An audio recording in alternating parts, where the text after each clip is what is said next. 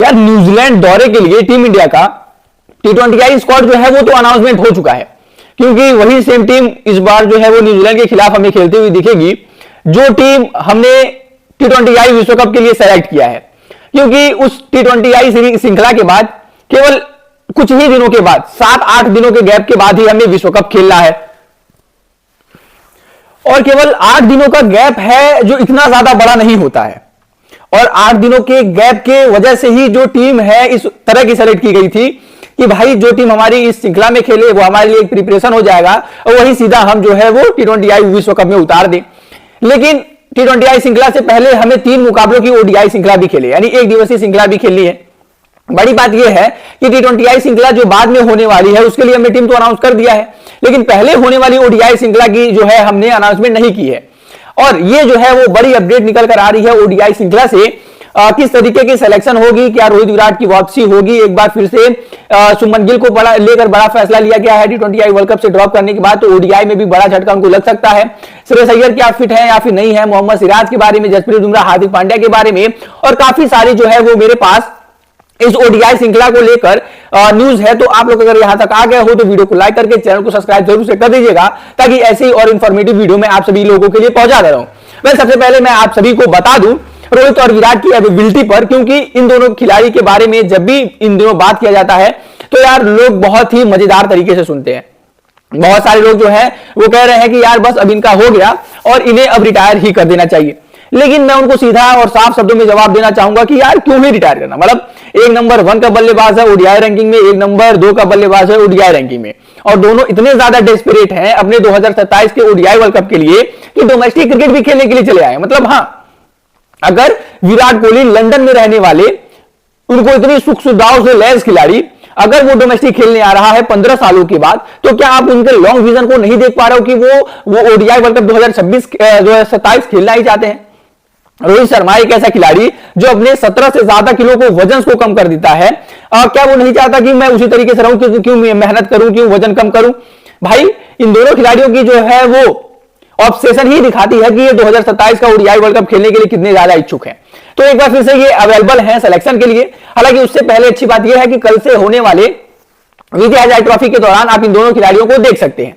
वहीं पर साथ ही साथ अब बात करूं मैं अगले बड़े अपडेट की, तो मोहम्मद सिराज के बारे में अपडेट है कि उनकी भी वापसी होने वाली है। ज्यादा चांसेस हैं कि मोहम्मद सिराज को यहां पर सेलेक्ट किया जाएगा। हालांकि भी साउथ अफ्रीका के खिलाफ होने वाले ODI श्रृंखला से उनको ड्रॉप किया गया था, लेकिन यहां पर ज्यादा चांसेस है कि यहां पर मोहम्मद सिराज सिलेक्शन के अंदर आ सकते हैं। दरअसल आप सभी ने देखा होगा कि मोहम्मद सिराज ने ऐसा कुछ ज्यादा गलत किया नहीं है, लेकिन कहीं ना कहीं उनको केवल एक फॉर्मेट का गेंदबाज बना दिया गया है जबरदस्ती से तरीके से पकड़कर। और अब मैनेजमेंट जो है वो क्योंकि बदलती हुई थोड़ी बहुत दिख रही है, अजीत अगरकर का कार्यकाल भी उतना ज्यादा रह नहीं गया है, तो अब मोहम्मद सिराज की जो है तरफ भी देखने की कोशिश की जा रही है। साथ ही साथ ऐसा भी हो सकता है कि शुभमन गिल कप्तान ना रहे, बहुत ही ज्यादा बड़ा झटका उनको लग सकता है ODI फॉर्मेट के बाद भी।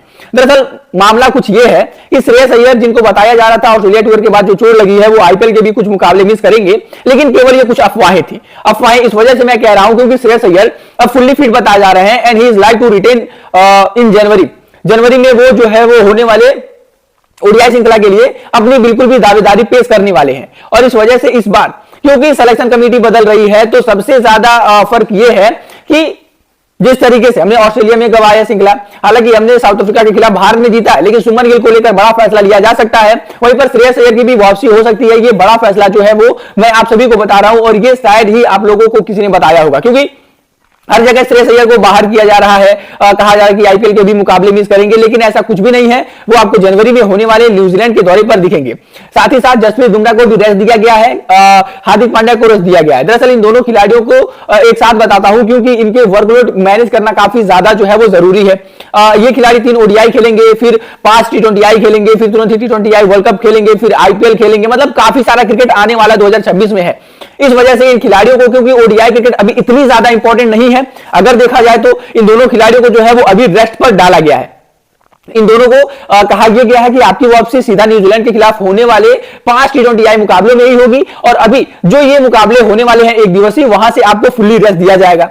साथ ही साथ और कुछ खिलाड़ियों को भी रेस्ट देने की बातें चल रही हैं, और वो है हर्षित राणा, और उनकी जगह मोहम्मद सिराज को जो है वो जगह पर चांस देने की बातें चल रही है। यानी कुछ बड़े बदलाव, क्रेजी बदलाव जो है वो आपको देखने को मिलेंगे। और साथ ही साथ ईशान किशन के बारे में भी बताया ये जा रहा है कि ओडीआई की सिलेक्शन में भी वो आ सकते हैं और ध्रुव जुरैल को शायद से टीम से बाहर जाना पड़ सकता है। आप देख रहे होंगे कि ध्रुव जुरैल को इस समय हर जगह जो है वो सेलेक्ट किया जा रहा है, बिकॉज क्योंकि वो विकेट कीपिंग का ऑप्शन देते हैं और मिडिल ऑर्डर में भी खेलते हैं। लेकिन अब वही काम जो है वो ईशान किशन अगर आपके लिए भी करके दे देंगे तो कहीं ना कहीं ईशान किशन जो है वो ज्यादा एक्सपीरियंस खिलाड़ी हैं और ऐसे तौर पर आप उनको पहले मौका देना चाहोगे। तो कहीं ना कहीं मैनेजमेंट भी अब उनके बारे में सोच चुकी है और ये कुछ तब्दीली जो है वो होने वाली है एक दिवसीय वनडे मुकाबलों में।